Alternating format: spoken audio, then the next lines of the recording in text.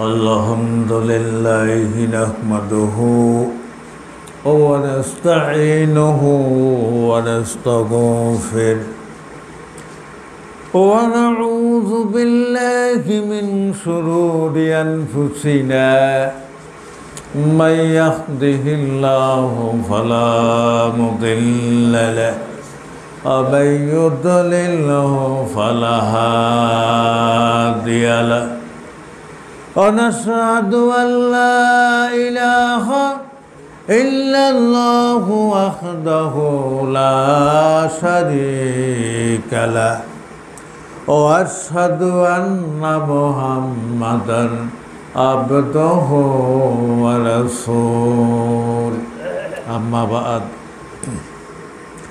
সকলে প্রাঞ্জল ভাষায় অতি মহাব্বতে নবীজির প্রতি দুরূদ শরীফ পাঠ করি।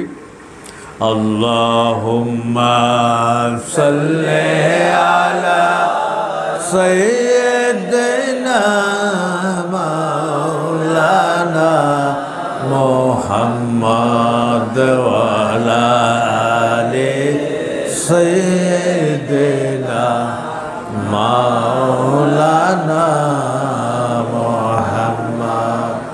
সম্মানিত উপস্থিতি, আজকের দরবার শরীফের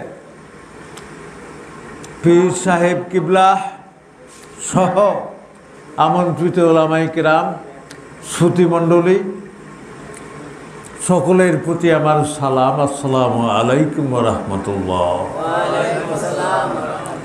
আমরা এই বিশাল মাহফিলে বসতে পেরে নিজেকে ধন্য মনে করেছি। সর্বপ্রথমে আমরা দুরূদ শরীফ পাঠ করেছি।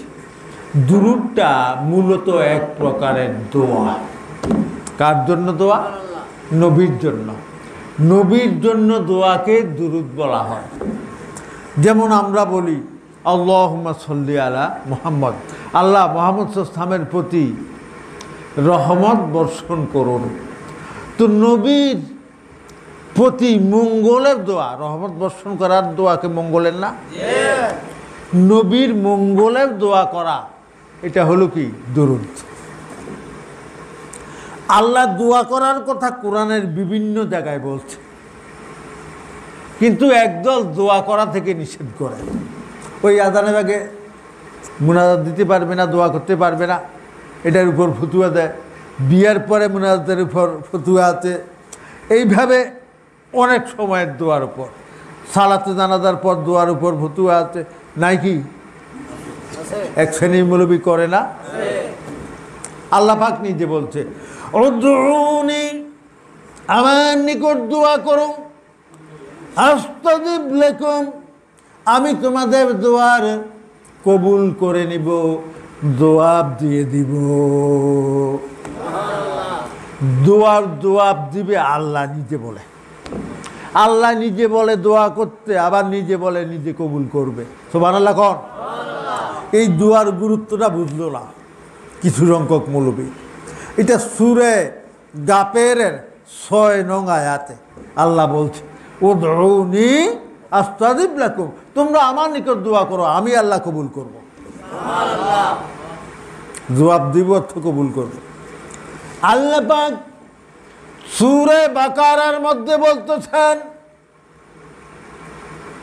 ওয়াইজা সাআলাকা ইবাদি আন্নী ফাইন্নী করিবুন,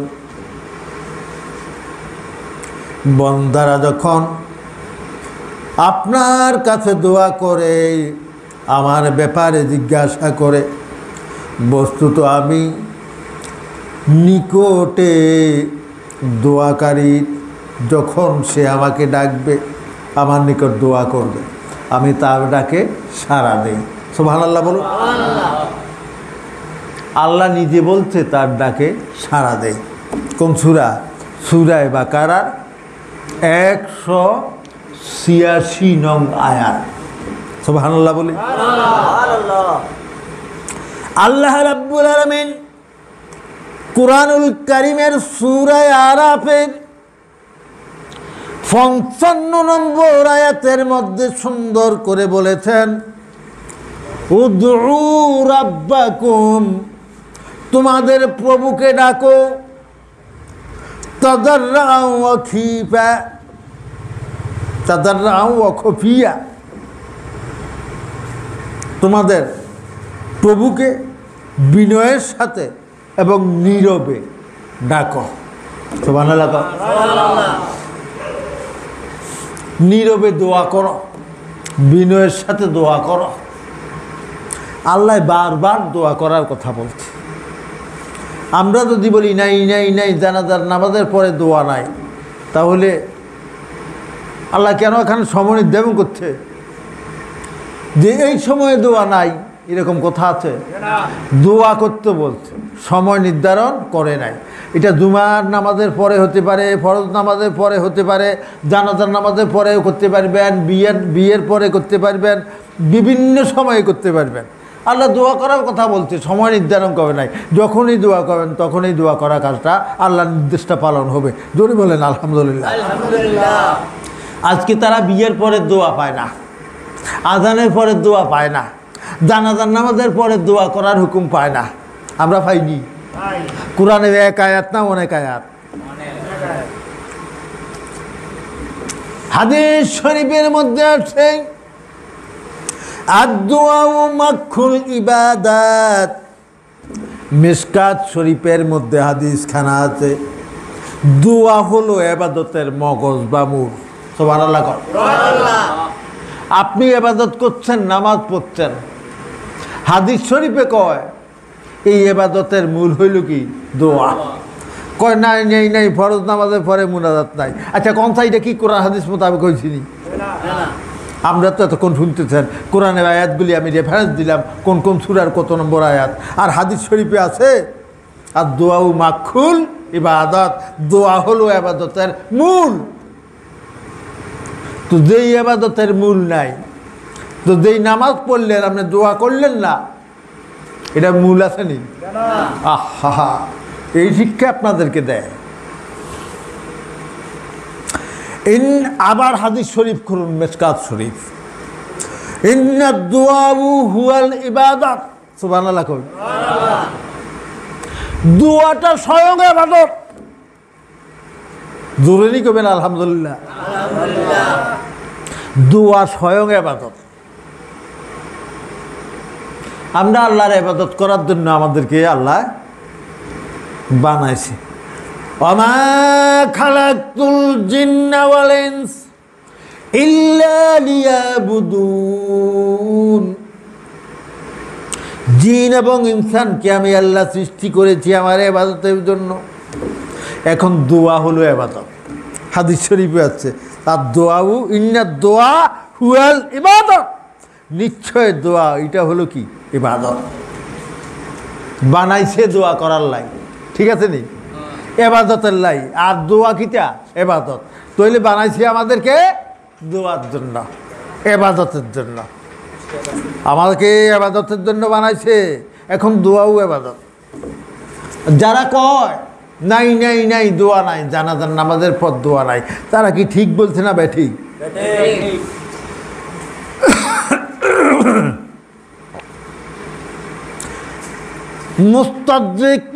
মুস্তাদরিক হাকিমের মধ্যে, হাদিস শরীফের কিতাবের না, মুস্তাদরিক হাকিম, আদ-দুআউ সিলাহুল মুমিনিন, দোয়া হইল মুমিনের অস্ত্র। সুবহানাল্লাহ। সুবহানাল্লাহ। আহা, এবার আবার ওই কিতাবের মধ্যে আছে লা ইয়ারুদ্দুল কদরু ইল্লা দোয়া, দোয়া ছাড়া তাকদীর পরিবর্তন হয় না। সুবহানাল্লাহ। সুবহানাল্লাহ। কি হাদিস শরীফে, কোরআন শরীফে দোয়ার এত গুরুত্ব দেয়। এইবার আরও আসেন তিরমিজি শরীফ, লাইসা শাইউন আকরামু আলাল্লাহি আযজা ওয়া জাল্লা মিনাদ দোয়া। মহান আল্লাহর নিকট দুয়ার চাইতে অধিক সম্মানী আর অন্য কিছু নাই। সুবহানাল্লাহ। তো দুইটা সম্মানের জিনিস, এটা আমরা কি করব না তরক করব? এটা আমরা করব। জোরে বলেন, করব কি করব না? আজকাল দোয়ার বিপক্ষে একদল মৌলবী আছে। হাদিস শরীফের মধ্যে আসছে, মান লাম ইয়াসাল, যে ব্যক্তি আল্লাহর কাছে চায় না, মান লাম ইয়াসালিল্লাহ, যে ব্যক্তি আল্লাহর কাছে চায় না, ইউকজিব আলাই, আল্লাহ তার উপর রাগ হয়। আল্লাহ তার উপর কি হয়? নাউজুবিল্লাহ বলি। আল্লাহর রাগ চাই আমরা? তো যারা দোয়া করতে চায় না, আল্লাহর গজব তাদের উপর। গজব অর্থ কি? রাগ। গজব অর্থ কি? তাদের উপর আল্লাহর গজব। ওহাবিদের উপর আল্লাহর গজব। কোনোটা পায়খানা ভরিয়ে মরে। এখন যারা দোয়া করতে চায় না, তাদের ব্যাপারে আমি হুঁশিয়ারি প্রদান করছি। হাদিস শরীফ খুললে জানাজার নামাজের দোয়া করতে আমরা যাই। জানাজার নামাজের ফরজ মাত্র 2টা। কয়টা? এটা কিন্তু সব মুলবিরা পারবে না। জানাজার নামাজের ফরজ কয়টা? এটা আটকা গেলে হিমশিম খেয়ে যাব। জানাজার নামাজের মধ্যে ফরজ মাত্র 2টা। একটা হলো দাঁড়িয়ে থাকা, আর একটা হলো তাকবীর বলা। দাঁড়িয়ে থাকা এবং তাকবীর বলা, বলে দোনোটাই তো আমরা করি। তো এই দোনোটা করলে নামাজটা হয়ে যাবে। আলহামদুলিল্লাহ কই? তো বলি কি বললেন? দোয়া তো একটাও বললাম না। আহা, ওযুর ফরজ 4টা। কয়টা? মুখ হাত পা ধৌত করা, আর মাথা মুছে করা। কয়টা গেল? 4টা গেছে। আমরা করতেন না। মুখ হাত পা ধৌত করা 3টা গেছে নি? মাথা মুছে করা 4টা গেছে নি? আমি হয়তো কইছি আমরা কর লাগে বুঝতে লাগে 2টা করলো। মুখ হাত পা ধৌত করা, মাথা মুছে করা,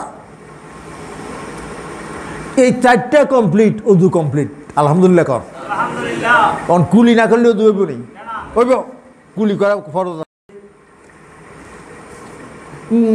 শাম দেশে বলাকা নামক স্থানের মৌতা নামক একটা জায়গার মধ্যে যুদ্ধ হবে।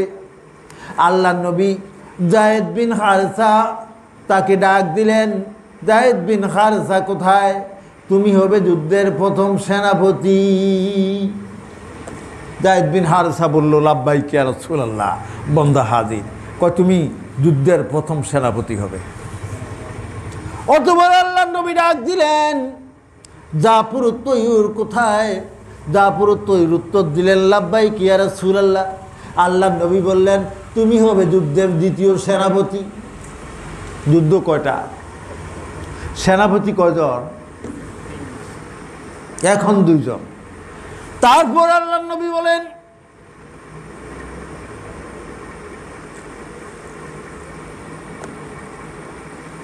আরেকজন সেনাপতি নিযুক্ত করলেন, জাফর বিন আবু তালেব, যায়েদ বিন হারেসা, জাফর বিন আবু তালেব, তারপরে আব্দুল্লাহ বিন রাওহা। এই 3 জনকে সেনাপতি নিযুক্ত করলেন আল্লাহ নবী। যুদ্ধ কয়টা? একটা। সেনাপতি কয়জন? 3 জন। তো দেখা গেল, বোঝা গেল একজনের পর একজন শহীদ হবে না। নাই নাই নাই, আল্লাহ নবীর ইলমে গায়েব নাই। এখনো যুদ্ধ হয়েছে নি? যুদ্ধ হওয়ার আগে আল্লাহ নবী বলে, অমুকের পর অমুক, অমুকের পর অমুক, অমুকের পর অমুক সেনাপতি হবে। সুবহানাল্লাহ আসতে নি কবে? আর যারা বলে নবীর ইলমে গায়েব নাই, তাদের ব্যাপারে একটু চিন্তা করেন, তারা কয় নম্বরের মুসলমান?